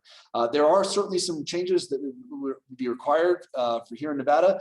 And certainly a lot of those, again, given the timelines identified, at least in the draft of HR1 and the amended versions that we keep our eyes closely on, would have a significant fiscal impact as well. You know, you either do something, again, fast and quick, or I'm sorry, was it cheap, fast, or right? And again, in these cases, like it's just going to be expensive moving forward. But this is something, again, that we're really, bottom line, keeping our eye closely on, and making sure that every time there's a discussion that we do see, and again, I'm partly jesting about not paying attention to the national news media. I keep my head firmly into that so I can hear what other states are concerned with, and make sure that those concerns do not apply to us, or the way they're interpreting these laws, the proposed bill, again, is not going to impact or will impact us. That way we can identify that as a concern. But bottom line, we're keeping an eye closely on it, and we're prepared to adjust and make sure that folks are educated if this does come to fruition. And there's a similar one, S1, that's being discussed in the Senate as well, with similar but slightly different requirements. Mark, Yes, ma'am. back to HR1. Oh, was that the last? It was, yes. Okay, I have a question. Yeah. When you look at HR1, the things that are being required, for instance, banning purging of voter rolls, that's getting people off the rolls that should not be on them. Does the Secretary of State's office have any input, any say, I don't know what's the best way to put it. What input does the Secretary of State have with, for instance, with this HR1? So in regards to Secretary of State's office, the election department. Yes, ma'am. And I know the secretary is on. I'm not sure if Secretary Segaski would like to take that question, or I think that the bottom line is we look closely at it. And from our point of view, we're prepared to provide fiscal impacts and an awareness of second and third order effects. We make sure that there's a number of individuals. Oh, I saw the secretary's. Yep, I'm on. Yes, ma'am. Is it only Can you hear about me? the fiscal impact? Because voting and our voter rolls information goes way beyond just the physical or financial impact. Yes, can hear you, It Barbara, also, Secretary. Yeah, Okay, Brenda, Barbara's on. Right. the integrity of our process. okay, So I'm just going, all I'm going to answer, Brenda, is your question about us being involved. We are not involved. We are not asked for input on any of these bills. Our staff has been diligent in calling and asking the legislators if they want any help or want any assistance. We send every one of them a letter when we find out something. Sometimes we don't find out till the day of the hearing. It just depends. So we do the best we can, but no, we are not involved because their choice, not ours. We have Okay. asked to be involved. And so the only time we are involved is when we get put on, when we can talk on the record in opposition or in favor of something. So I'm going to mute myself again because I'm getting ready to go. But if you need anything else, I'll be here. Thank you. okay, so the legislators put forth a bill that's going to impact, I mean, it's going to have ramifications all over the place. But the Secretary of State's office can't do anything about it. I mean, the fact that they have no input just really surprises me that something is not said. I mean, some clarification other than the economic impact that it would have. We offer to provide assistance and discussions, and there are, I do want to reassure you, there are a number of legislators who have taken us up on that and said, yes, I would like to hear your thoughts. And we let them know that when we look at a bill, we go to the clerks and registrars because we want to make sure that we understand that the full scope of the impacts to the state.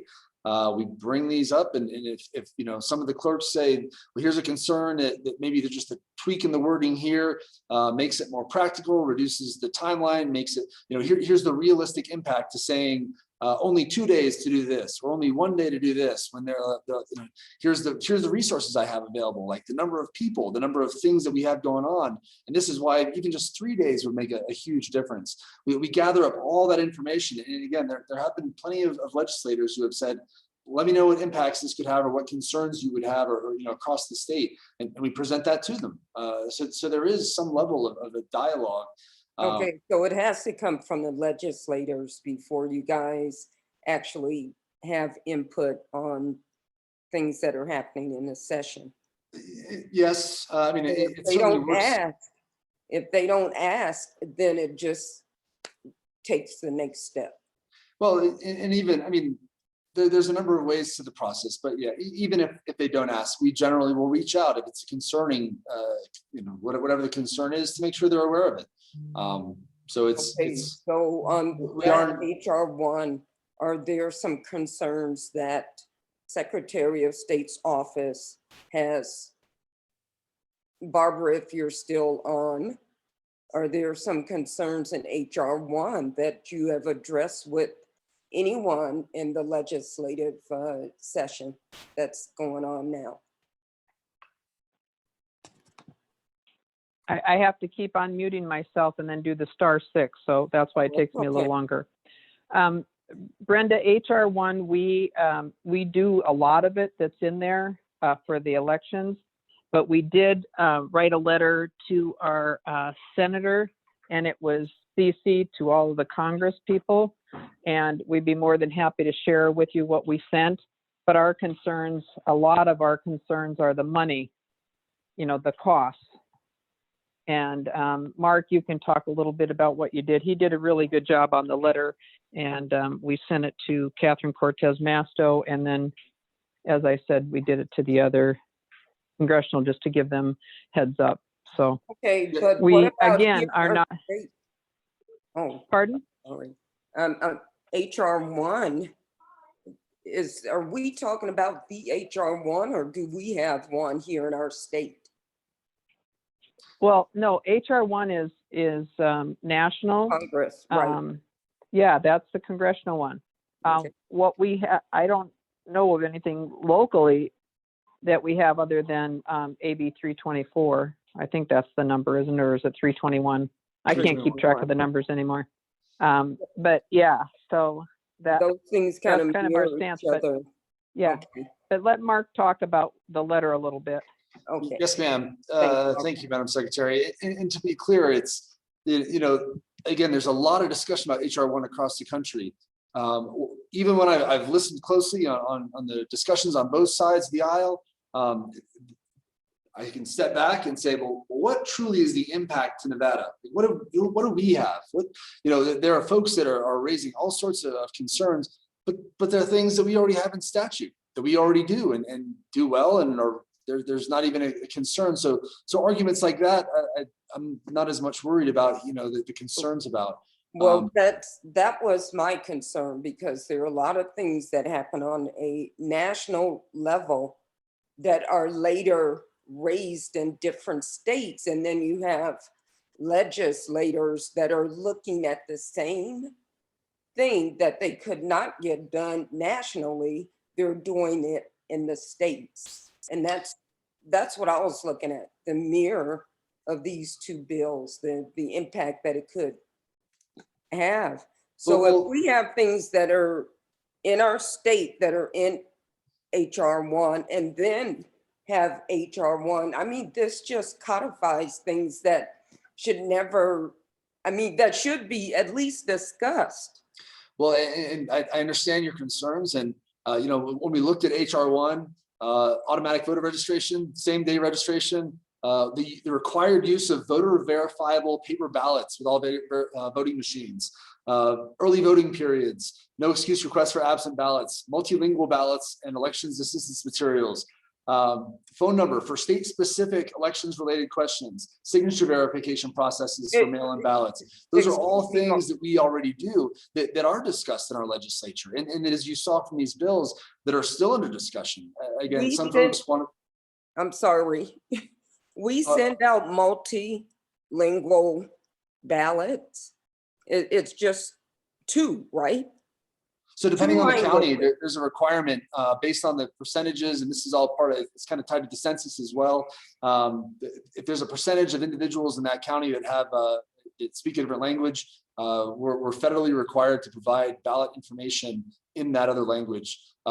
Currently in Clark County, for example, English, Spanish, and I believe Tagalog as well, with some discussion that there might be Mandarin in the near future. Federal requirement, we're already in compliance with it. Brenda, this is Doug. Just to clarify some things on the input from the Secretary of State's office to the legislature on bills, the Secretary said it very accurately. It's their choice, not the office's choice. And that goes back to last session. There were several bills in the 2019 session as well, where this whole trend started, and it's very regrettable, but that's the way it is. Okay. Thank you, Mark. Thank you, Doug. Yes, ma'am. So Mark, one of the questions that came over on the Facebook page, because you were just talking about same-day registration, automatic registration, it gets confusing. So somebody was asking, how do we judge or determine the validity or the eligibility of a voter? And I know, because I'm a certified field registrar down here in Clark County, that if the person has a DMV issued ID, we use that. And so whether you're doing it with a paper form, if they go online, the only way you get into the system is if you have a record with the DMV. For automatic voter registration, it's an opt-out system. So unless you say, I don't want to be registered to vote, then you get registered to vote. But again, you're standing there at the DMV with your ID. Exactly. Same day voter registration, you have to have an ID. So it's actually a small group of people that don't have that ID that require a social security number, correct? Yes, very small percentage. Again, the numbers, especially when you look at it in view of the 1.8 million active registered voters, it's a fraction of a fraction. Yes, because I know, because we either ask for the DMV issued ID or the social security number. You have to have one or the other. DMV issues 2 different IDs, right? So if you're doing automatic voter registration at the DMV, the only time you are registered to vote is if you are doing a transaction that is related to you having to have showed them that you're a US citizen and eligible to vote. So it can't be like if you're registering your car, but it could be for an ID or a driver's license. Okay. And you are right that there are different types of IDs that the DMV provides. So if you use one of the 15 immigration documents, for example, then you get a driver's authorization card that is not a driver's license. Right. And the driver's authorization card does not authorize you to register to vote. Oh, okay. So there is some clarification on the types of IDs that are used that people present as they transact business there at DMV for them to be automatically registered, because we know that there are different types of IDs. Okay. Right, it's built into their computer system. So when you're interacting with the agent, the only time the agent is notified that they're registering you to vote is if you are doing a transaction that's related to one of the forms of ID that we use for voter registration. Okay. Yeah, I know there was a lot of regulatory hearings and trying to figure that all out. And they were very, very, very aware that they needed to be clear. There was only those 2 forms of ID. Okay. Okay, thanks, Tom. That's a lot of bills. And I know they're still submitting bills. Does anybody have questions for Mark about any of the bills? So one thing I wanted to say about voter ID, because there are a couple of them that say that they want it to have voter ID. Some of them actually allow for the voter to get a free ID from the DMV. And I know in 2015 that was a recommendation. The DMV came with a fiscal note and it was in the millions of dollars because they were going to have to hire more people and they were going to have to go through things. But Mark, can you talk a little bit about the 24th Amendment and not having a poll tax and how that kind of factors in? So yeah, and certainly in regards to the ID piece, you know, and bring up the 24th Amendment, certainly that's a key part of it, right? The idea is that you don't want to have obstacles to people coming to vote, and that's typically the argument against having a voter ID. The idea is that while many Americans, again, in the course of their routine conduct of their day, have a license or some sort of ID that is provided by the state, the reality is that not everybody has one or needs one. And so that would create an extra hurdle, really, that they would have to overcome to vote. And in many cases, that's suggested as being something that would disenfranchise, decent swaths of people that, again, that are of a type of employment that if you don't really need an ID, that kind of starts to shift the demographic that we're talking about, and then it becomes viewed as a particularly partisan and concerning issue for a number of folks. So for instance, I know, Brenda, there's a lot of sometimes older women who might have a driver's license now, and then for some health reason, they don't want to drive anymore, but their husband has a driver's license. And so she gives up her ID, doesn't renew it. And then he passes away. And we have found a couple of instances where then the woman is trying to find her birth certificate and realizes that the county courthouse burned down in her hometown and no one can find the birth certificate anymore. Now you've got somebody who may be voting for their whole life that all of a sudden can't vote because she can't get her birth certificate. But she Another example, when I was in the service, I knew active duty Marines who didn't have a driver's license because they grew up in a city, never needed to drive and had public transportation. So it wasn't until they got their military ID that they had an actual state issued ID at the age of 24. So, right. But they can vote. I mean, there's still absentee ballots that are available. If this person voted over the years, they verify signatures. I think that. But that's the key. In our state, we use signature, not the actual voter ID, the ID. Right, but I'm saying if we were to go to voter ID, and of course the 24th Amendment and the poll tax, that's a different, kind of discussion, I think. But to say that people would necessarily be disenfranchised if voter ID were required at the polls, there's still that option to vote absentee because their signature is on file. They are a registered voter. They can still vote. So there is no disenfranchisement just because, or if we were to have voter ID to vote at the polls. It depends on how the legislation is passed. If the legislation requires everyone before they vote the next time to show an ID, so it's kind of retroactive, you could end up having people being disenfranchised. If it would be just going forward, then you are right. If somebody already had their signature on file and they're a registered voter, that would be maintained. But then we would want to make sure that if somebody couldn't order their birth certificate because they couldn't pay for the birth certificate, that those kind of costs would be absorbed by the state. And that's what we looked at in 2015. And it was a couple of $1 million in order for the DMV to assure everybody that no one was going to be told they couldn't get an ID. Brenda, there's also some requirements or some proposals that include people submitting copies of their ID with their absentee/mail ballot out there. So, well, I don't like that idea, but that sounds a bit much that's an interesting perspective. But I think that the notion that people would be disenfranchised from voting just because there would be a requirement to verify who you are when you go to the polls, that whole notion is just, it doesn't make any sense. There are too many options for people to vote. There's plenty of time for people to vote should they choose, if that's what they want to do. As long as they're mailing out ballots, I'm not seeing where there's any disenfranchisement. Okay. If you're on the voter rolls, you have the opportunity to vote. But there are people that there's some security associated with that right, your civic duty to vote. So if someone wants to go and vote in person to make sure that their ballot is cast, great. They'll have that opportunity. But disenfranchisement is just not something that we can do, at least in this state, with all the options that we have. Right. So- Anybody have any questions on any of the bills?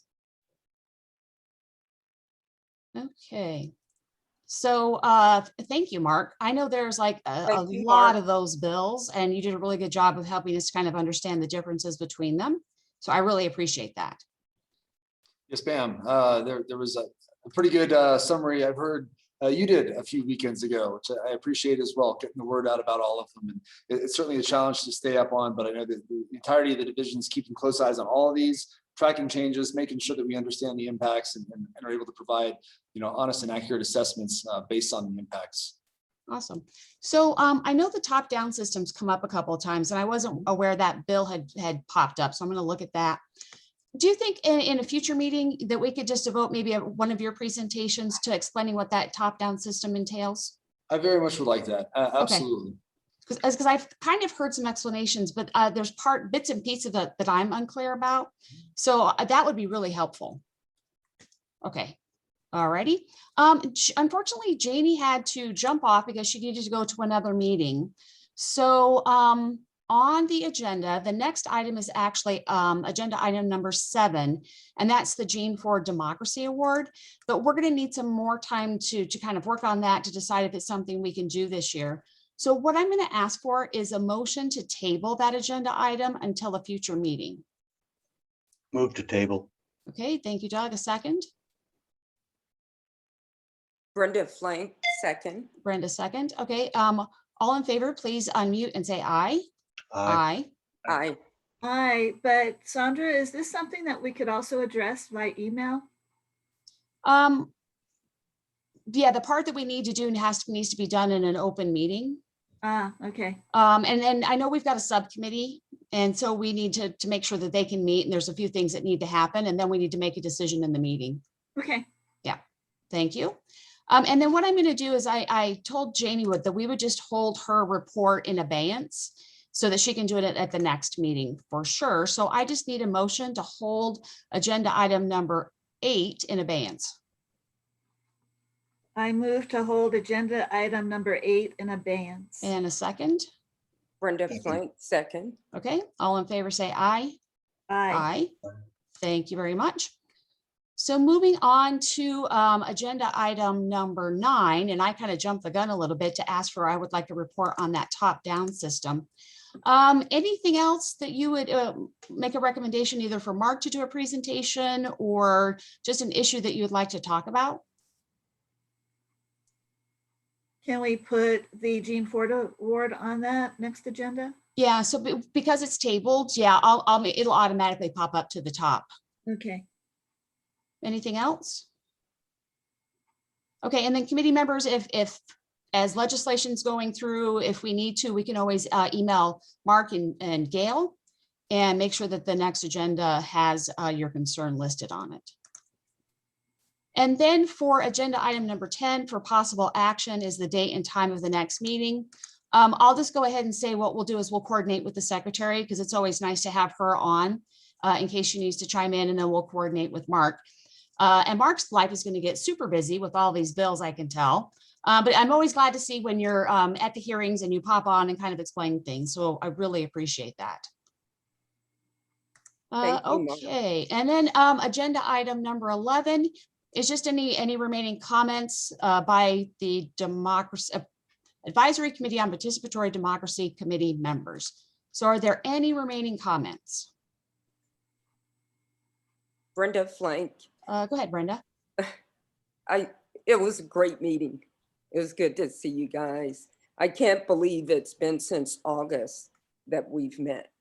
So Happy New Year. Thank you.